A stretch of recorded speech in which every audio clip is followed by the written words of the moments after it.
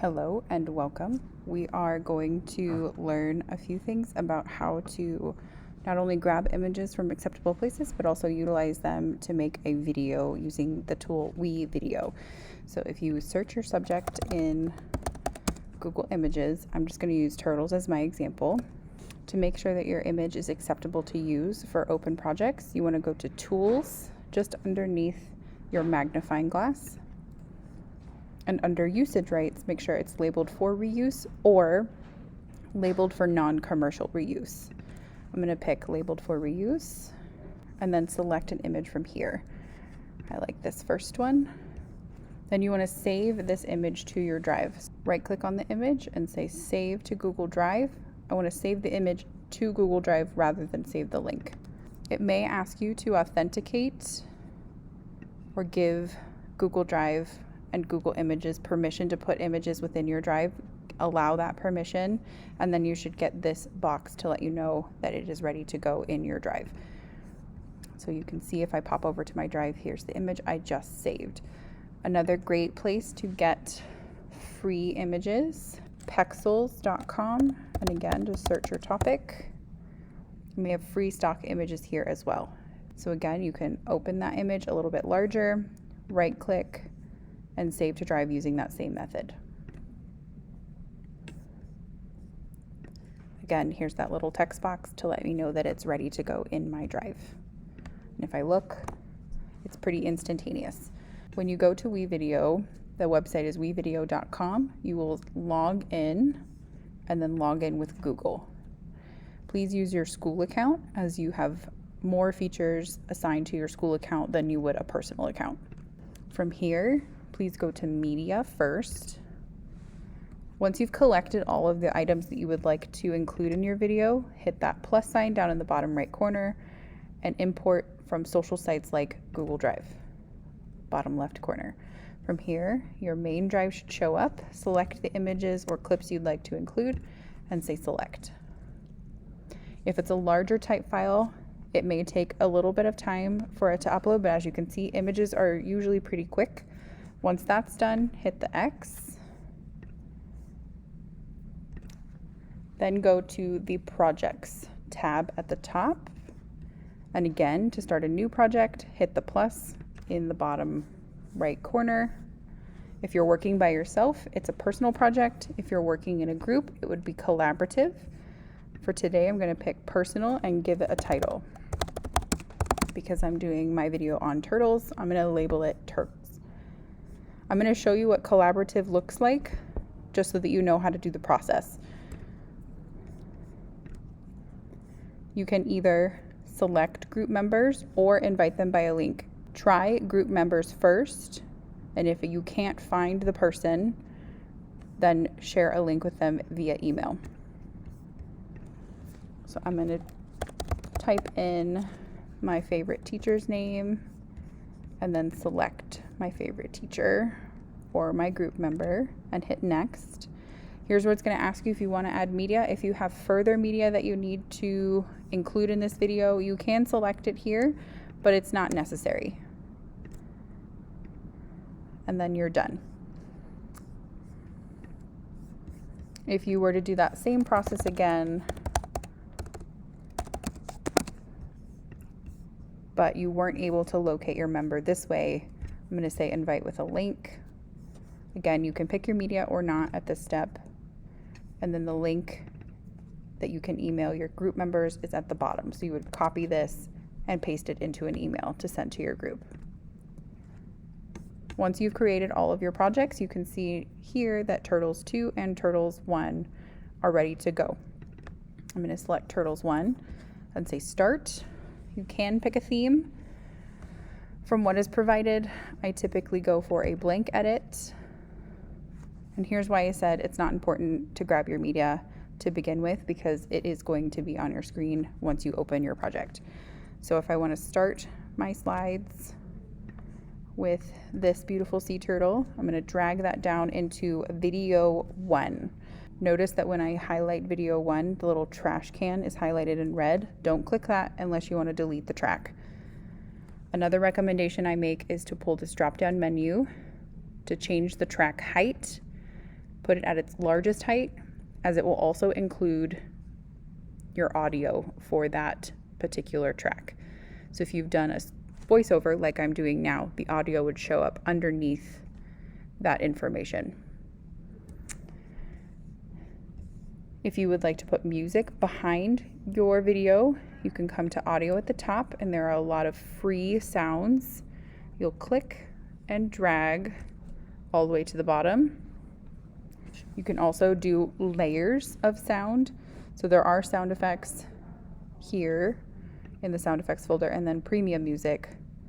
If you need to add an audio or video track, the plus sign on the left-hand side will allow you to do that. It will ask you if you'd like to name it something different, but you can choose between video and audio to add additional tracks if necessary.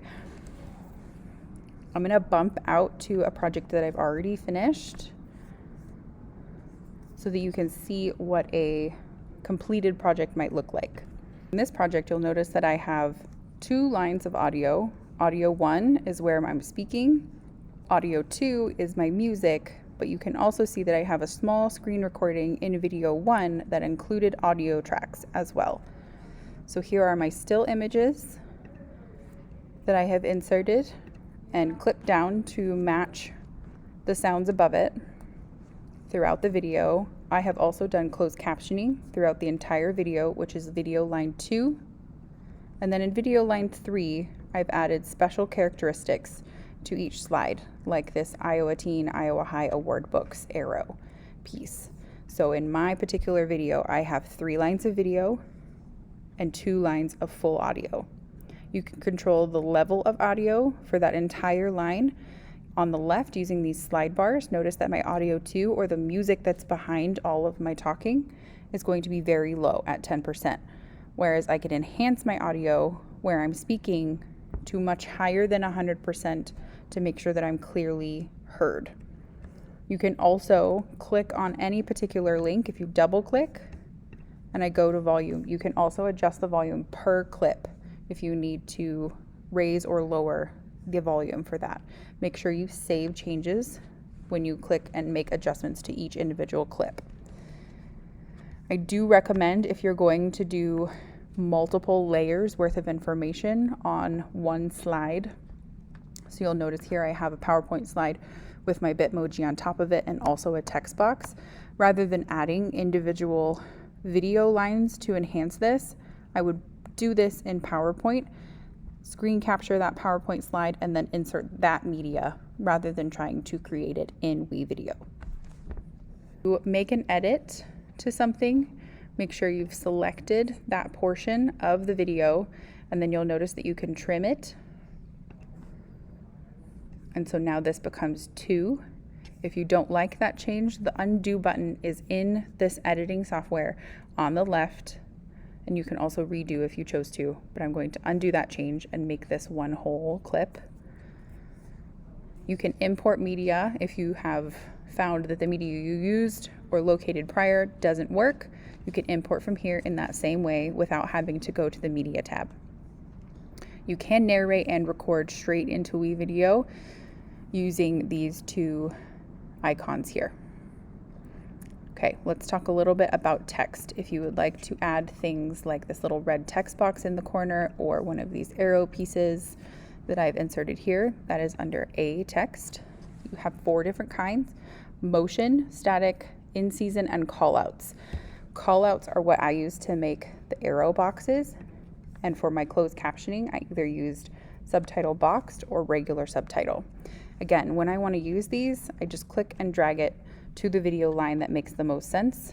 If I double click on that section, I can then drag this box around and make it say what I want it to say. You can also adjust the size of the lettering, the coloring of the words and the box. You can even change the font if you would like to. If you mistakenly added a box that you don't want, make sure you select that box and then hit the delete key. They do have backgrounds and transitions. I would go light on the transitions as they can be cumbersome and a little bit of an advanced skill that's not really necessary. But your backgrounds are here if you don't want to go and find an image for yourself. They are just generic backgrounds. They also have solid colors, some overlays if you'd like to use those, or some framing.